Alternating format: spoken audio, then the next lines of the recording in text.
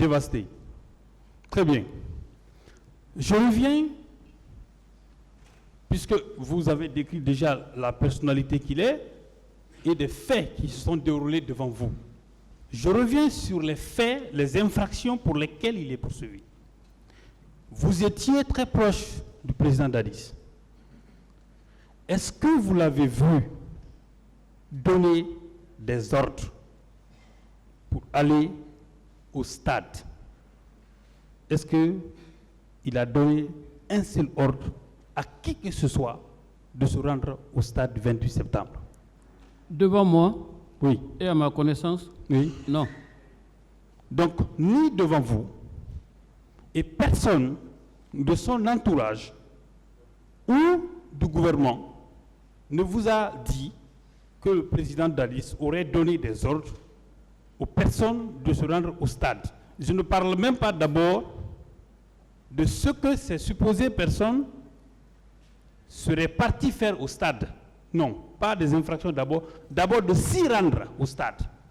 Est-ce que vous en avez même entendu parler? Non. D'accord. Est-ce que le président Dadis a adopté des comportements qui auraient provoqué les agissements des forces de l'ordre au stade? Est-ce que vous avez vécu de ces comportements de sa part qui auraient provoqué les agissements des forces de l'ordre au stade? Maître, je crois avoir relaté ici à cette barre ce que j'ai personnellement vu, entendu et vécu. Et je ne me rappelle pas avoir abordé le sujet que vous venez d'évoquer. Très bien. Nous, on insiste là-dessus parce que nous sommes devant un tribunal criminel. Nos clients ont été renvoyés pour des faits précis.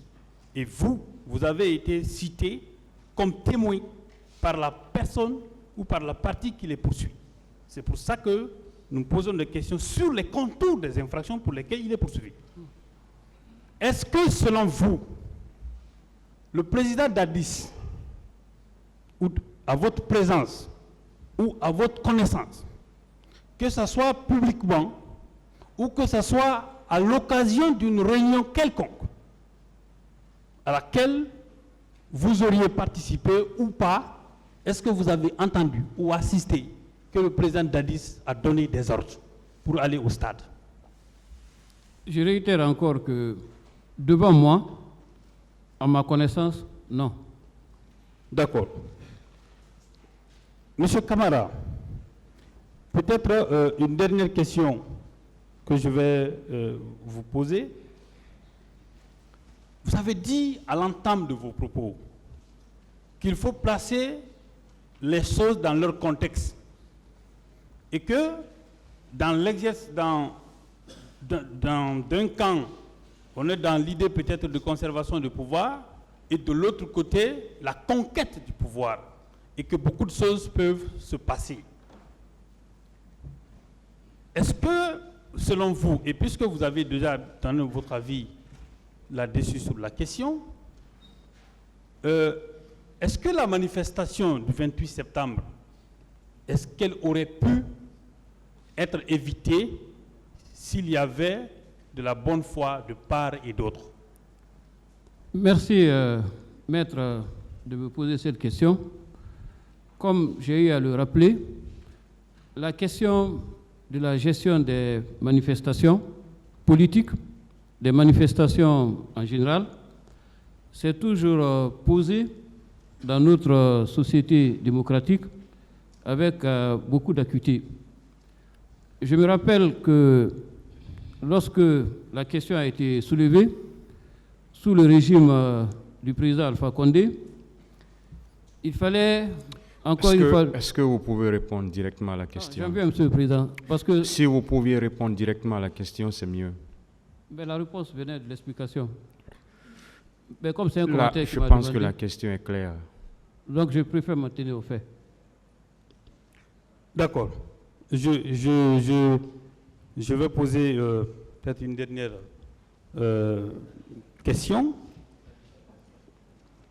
Peut-être autrement.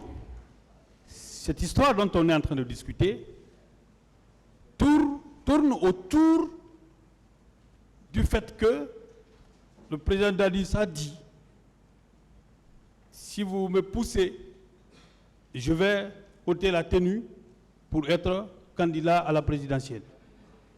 C'est pour ça que je pose la question.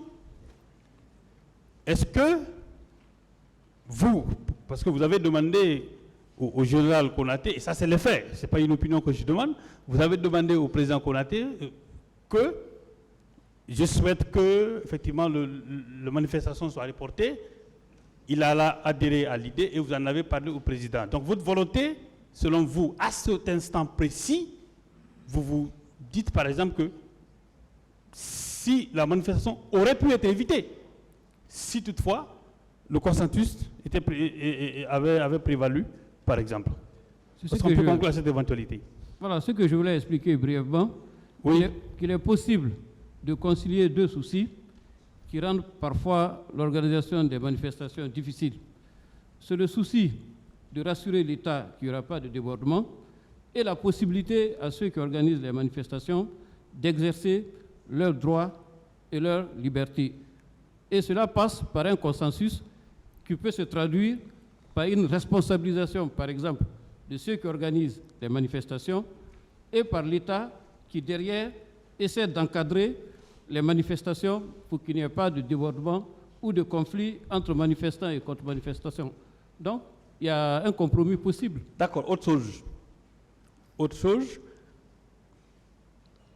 il est ressorti des débats ici que vous étiez rendu au chevet des leaders politiques malades, je crois, à l'hôpital. Est-ce qu'un tel événement s'était produit? Oui. C'était sur l'instruction de qui? Non, c'était une initiative personnelle, parce que parmi les blessés et les victimes, j'avais des amis et j'ai estimé qu'il fallait leur apporter ma compassion et ma solidarité.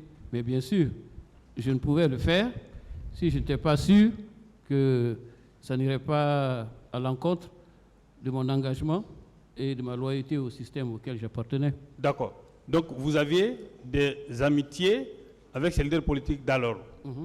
D'accord. Est-ce qu'on peut conclure que la déclaration selon laquelle de certains, je veux pas, M. Sidi Touré, qui a déclaré dans son PV que M. Tibou Kavara aurait demandé de faire appliquer la loi. Est-ce qu'on pourrait conclure que, puisque vous vous étiez déjà rendu là-bas et que vous n'auriez pas pu dire tenir de tels propos à leur rencontre? Non, celui qui l'a dit et moi, on a une histoire d'amour qui est connue de tout le monde. C'est pourquoi je dis que je préfère ne pas commenter, parce que M. Sidi Touré et moi, merci, nous sommes de grands amis. Merci, monsieur le ministre. Merci pour vos réponses.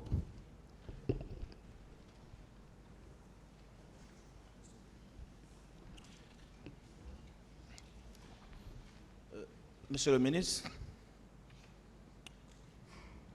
tout à l'heure, mon confrère Diakité, en vous posant la question, a dit que vous n'êtes témoin de rien.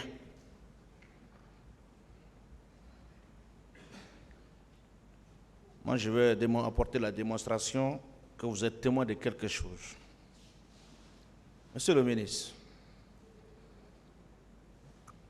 à titre préliminaire, je veux qu'on précise ceci. Oui ou non, vous aviez été nommé ministre conseiller à la présidence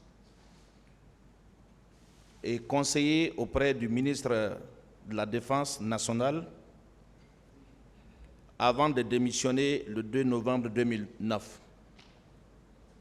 Oui. Oui ou non? Après le passage du pouvoir entre les mains du général Sekouba Konaté,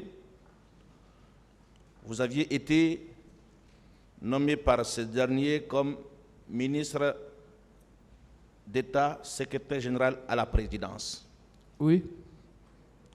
Oui ou non, c'est sous votre règne que la transition sous les CNDD a été achevée? Oui.